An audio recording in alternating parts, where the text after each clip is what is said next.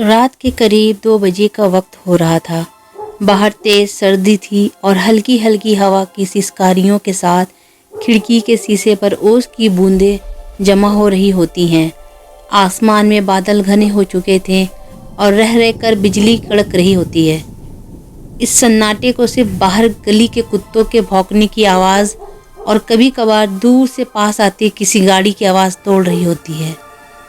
20 سال کی مریم اپنے کمرے میں اکیلی اپنے بستر پر نیند میں خوابوں کی دنیا میں کہیں گم ہوتی ہے۔ بیڈ کے قریب ہی ہلکی روشنی والا ایک ٹیبل لیمپ جل رہا ہوتا ہے، جس کی روشنی کمرے کی دیواروں پر عجیب و غریب سے سائے بنا رہی ہوتی ہے۔ کمرے کے کونے میں رکھی الماری بڑی پرانی ہوتی ہے، جس کے دروازے اکثر ذرا سی ہوا چلنے پر خود بخود کھڑک جاتے ہیں۔ مریم گہری نیند میں ہوتی ہے۔ اس کی نیند میں اس وقت خلل پڑنا شروع ہو جاتا ہے جب اس کے کانوں میں مسلسل کچھ خروچنے کی آواز آ رہی ہوتی ہے۔ دھیرے دھیرے جب خروچنے کی آواز تیز ہونے لگتی ہے تو اس کی آنکھیں اچانک سے کھل جاتی ہیں۔ کیا یہ آواز میری الماری سے آ رہی ہے؟ اس نے خود سے بدبداتے ہوئے کہا۔ مریم نے بستر پر لیٹے ہوئے ہی دھیرے سے کروٹ لی اور الماری کی طرف دیکھا۔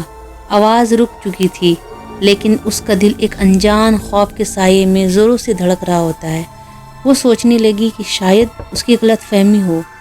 اس نے واپس لیٹنے کی کوشش کی، لیکن تبھی الماری کے دروازے میں اندر سے ایک دھیمی کھٹکھٹ کی آواز پھر سے آئی۔ مریم آہستہ سے بستر سے اٹھی اور دھیرے دھیرے اپنے قدم الماری کی اور بڑھاتی ہے۔ پورے کمرے میں ایک عجیب سی خاموشی پھیلی ہوتی ہے، مانو ہر چیز اسے ٹکٹکی لگا کر دیکھ رہی ہو۔ اس کے قدم ڈر سے کانپ رہے ہوتے ہیں، لیکن وہ الماری کی طرف بڑھنے لگی۔ جیسے ہی اس نے الماری کا دروازہ کھولا، اس کی سانسیں تھم سی گئی۔ الماری کے اندر اس کی چھوٹی بہن انائزہ کی گڑیا رکھی ہوئی تھی۔ گڑیا کی آنکھیں سیدھی مریم کی آنکھوں میں جھانک رہی ہوتی ہیں۔ گڑیا کا چہرہ پہلے جیسا معصوم نہیں لگ رہا ہوتا ہے۔ اس کی آنکھوں میں ایک گہری عجیب چمک ہوتی ہے جو مریم کو بھیتر تک ہلا کر رکھ دیتی ہے۔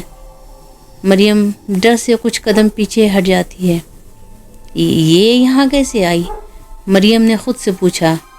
اس نے ڈرتے ہوئے چاروں طرف دیکھا، لیکن کمرے میں اور کوئی نہیں تھا۔ شاید انائزہ نے یہاں رکھ دی ہوگی، اس نے خود کو تسلی دینے کی کوشش کرتے ہوئے کہا۔ مریم نے گڑیا کو اٹھانے کے لیے ہاتھ بڑھایا، لیکن جیسے ہی اس نے گڑیا کو چھوا، الماری کا دروازہ اچانک دھڑام سے بند ہو گیا۔ مریم گھبرا کر پیچھے ہٹ گئی۔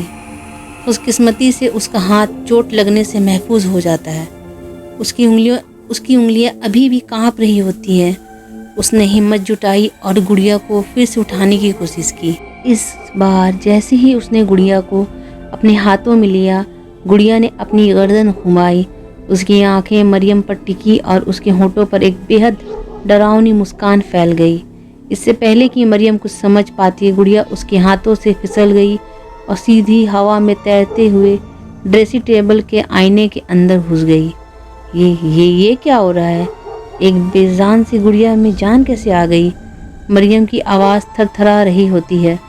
اس نے آئینے کی اور دیکھا۔ گڑیا اب آئینے کے اندر کھڑی ہوتی ہے۔ وہ اپنی جگہ سے ہلی بھی نہیں ہوتی ہے، لیکن اس کی آنکھیں جیسے مریم کو اندر تک ہلا رہی ہوتی ہے۔ آئینے کے اندر کا ماحول دھندلا اور بے حد ڈراؤنا ہو گیا ہوتا ہے۔ مریم آئینے کے سامنے کھڑی ڈر اور تجسس بھرے نظر سے آئینے کی طرف گڑیا کو دیکھ رہی ہوتی ہے۔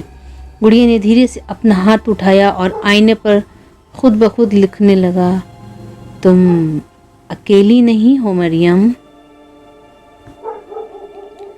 مریم کے ہاتھ پاؤں ٹھنڈے پڑ گئے۔ وہ چیخنا چاہ رہی ہوتی ہے، لیکن اس کی آواز جیسے اس کے گلے میں پھنس گئی ہو۔ تبھی آئینے میں دکھ رہی گڑیا اچانک ایک زوردار ہنسی کے ساتھ غائب ہو جاتی ہے۔ آئینے میں اب صرف مریم کا سہما ہوا چہرہ نظر آ رہا ہوتا ہے۔ تبھی الماری کا دروازہ پھر سے خود بخود کھل گیا۔ مریم نے ڈرتے ہوئے الماری کی اور دیکھا۔ اندر اب کچھ بھی نہیں ہوتا ہے سوائے اندھیرے اور اس کے رکھے کپڑوں کے۔ مریم کمرے کی بتی جلا کر پورے کمرے کا جائزہ لیتی ہے، مگر اسے اپنی چھوٹی بہن انائزہ کی گڑیا اب کہیں بھی نہیں دکھ رہی ہوتی۔ مگر آج اس کے کمرے میں عجیب سی बू फैली होती है जो नाक़ाबिले बर्दाश्त होती है। दोस्तों, तो क्या ये सब मरियम की आंखों का धोखा होता है या उस गुड़िया के पीछे कोई बड़ा राज छिपा हुआ है? जानने के लिए कहानी के दूसरे हिस्से का इंतज़ार ज़रूर कीजिएगा, जहां इस डरावने सच का पर्दाफाश होगा। तो मिलते हैं अगले एपिसोड में। खुदा हाफिज़।